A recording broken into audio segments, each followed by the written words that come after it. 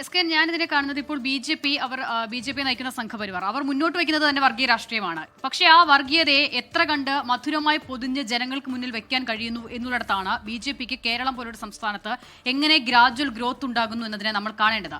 ഇതിനെ രണ്ടായി നിർത്തി കാണാൻ കഴിയില്ല. ഇത്തവണ ബി ജെ പി നല്ല നിലയിൽ പെർഫോം ചെയ്തു എന്ന് പറയുമ്പോൾ പക്ഷേ അവരുടെ വോട്ടിംഗ് പെർസെൻറ്റേജിൽ ആ നിലയിലുള്ള വർധനവില്ല.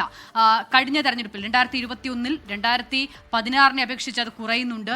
ഈ തെരഞ്ഞെടുപ്പിലേക്ക് വരുമ്പോഴും അത് കുറയുകയാണ് ചെയ്യുന്നത്, അല്ലെങ്കിൽ ഏതാണ്ട് ആ കണക്കിൽ ഒപ്പിച്ചു നിൽക്കുകയാണ് ചെയ്യുന്നത്. പക്ഷെ അങ്ങനെ വരുമ്പോഴും അവർക്ക് 3 സീറ്റുകൾ നേടാനാകുന്നു. അതായത് ഇപ്പോൾ രാജീവ് ചന്ദ്രശേഖരനെ പോലെ ഒരാൾ ബി ജെ പിയുടെ സംസ്ഥാന അധ്യക്ഷനായി വരുന്നത് മുതലുള്ള ആ ചേഞ്ച് പരിശോധിച്ചാൽ നമുക്കത് മനസ്സിലാകും. ഈ RSSന്റെ സംഘടനാ സംവിധാനത്തിലൂടെ ബി ജെ പിയുടെ അതേ ലൈനിലൂടെ വന്ന നേതാക്കൾ കേരളത്തിൽ ഇല്ലാഞ്ഞിട്ടല്ല രാജീവ് ചന്ദ്രശേഖരനെ പോലെ ഒരാളെ കേരളം പോലൊരു സംസ്ഥാനത്ത് ബി ജെ പിയുടെ സംസ്ഥാന അധ്യക്ഷനായി അവർ കൊണ്ടുവരുന്നത്.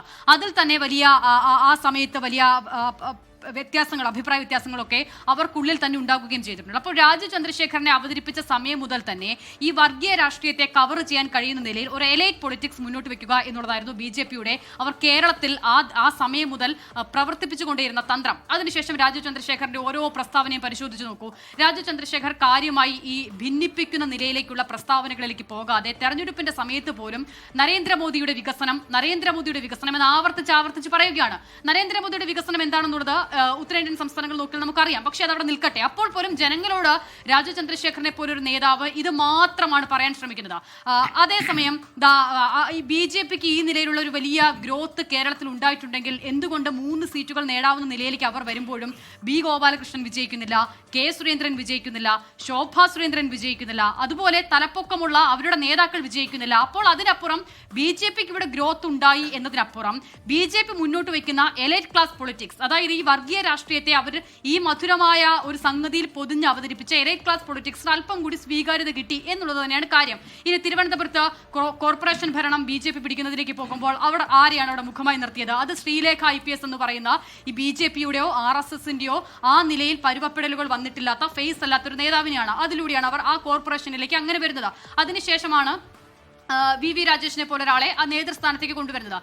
രാജീവ് ചന്ദ്രശേഖറിലൂടെ ബി ജെ പി ശ്രമിച്ചുകൊണ്ടിരുന്നതും അത് തന്നെയാണ്. രാജീവ് ചന്ദ്രശേഖർ ആയിക്കോട്ടെ, V മുരളീധരൻ ആയിക്കോട്ടെ, ഇപ്പോൾ ഹാഷ്മി പറഞ്ഞ നിലയിൽ തന്നെ അവർ മുന്നോട്ട് വയ്ക്കുന്ന ഐഡിയോളജി അതായിരിക്കുമ്പോൾ പോലും അതിനെ എങ്ങനെ ജനങ്ങൾക്ക് മുന്നിൽ അവതരിപ്പിക്കണമെന്ന് നല്ല ബോധ്യമുള്ള ആളുകളാണ്. നോക്കൂ, ഈ കേരളത്തിനോടൊപ്പം തെരഞ്ഞെടുപ്പ് നടന്ന പശ്ചിമ ബംഗാളിൽ അവിടെ മുഖ്യമന്ത്രി സ്ഥാനത്തേക്ക് തന്നെ പരിഗണിക്കപ്പെടുന്ന ഒരു നേതാവ് തെരഞ്ഞെടുപ്പിന് പിന്നാലെ അദ്ദേഹം തെരഞ്ഞെടുപ്പിന് മുൻപും പല സാഹചര്യത്തിലും ഇതേ നിലയിലുള്ള ന്യൂനപക്ഷ വിരുദ്ധമായ പ്രസ്താവനകൾ, വർഗീയ പരാമർശങ്ങളൊക്കെ ആവർത്തിക്കുന്ന നേതാവാണ്. അതിനുശേഷവും പറയുന്നത് എന്താണ്? ഞാൻ മുസ്ലിങ്ങൾക്ക് വേണ്ടി അല്ലാതെ ഹിന്ദുക്കൾക്ക് വേണ്ടി മാത്രം പ്രവർത്തിക്കുമെന്നുള്ളതാണ് പറയുന്നത്. അപ്പോൾ ഇതാണ് ബി ജെ പിയുടെ അടിസ്ഥാന ലൈൻ. അതിൽ ഒരു നിലയിലും ഒരു കാലത്തും അവർക്ക് മാറ്റം വരുത്താൻ സാധിക്കില്ല.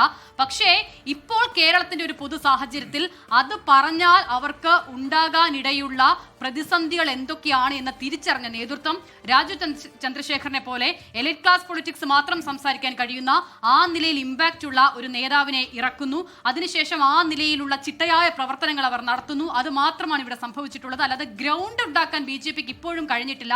അതിന് ഒരേ ഒരു കാരണമേ ഉള്ളൂ, അത് ബി ജെ പിയുടെ വർഗീയ രാഷ്ട്രീയത്തെ കേരളം പ്രോത്സാഹിപ്പിക്കില്ല എന്നതുകൊണ്ട് തന്നെയാണ്. അതിന്റെ തെളിവ് ഈ തെരഞ്ഞെടുപ്പിൽ അവർക്ക് ലഭിച്ചിരിക്കുന്ന വോട്ടിംഗ് ശതമാനവും 3 സീറ്റുകൾ നേടാവുന്ന വളർച്ചയിലേക്ക് ബി ജെ പി എത്തി എന്നുള്ള വിലയിരുത്തലിന്റെ സാഹചര്യത്തിൽ പോലും ഈ ഗോപാലകൃഷ്ണൻ അടക്കം ഈ തൃശൂർ മണ്ഡലത്തിലൊക്കെ ഗോപാലകൃഷ്ണൻ പറഞ്ഞ കാരണങ്ങൾ നമുക്ക് ഓർമ്മയുണ്ടല്ലോ.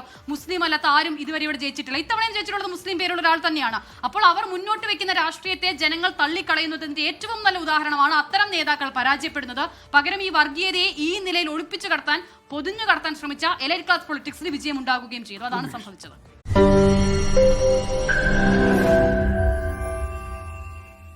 ലോകത്തെവിടെയായാലും ഏത് സമയത്തും 24 വാർത്തകളും ഓഗ്മെന്റഡ് റിയാലിറ്റി പാക്കേജുകളും എക്സ്പ്ലെയിനറുകളും വിശദമായി കാണാൻ ഞങ്ങളുടെ YouTube ചാനൽ നിങ്ങൾക്ക് സബ്സ്ക്രൈബ് ചെയ്യാം.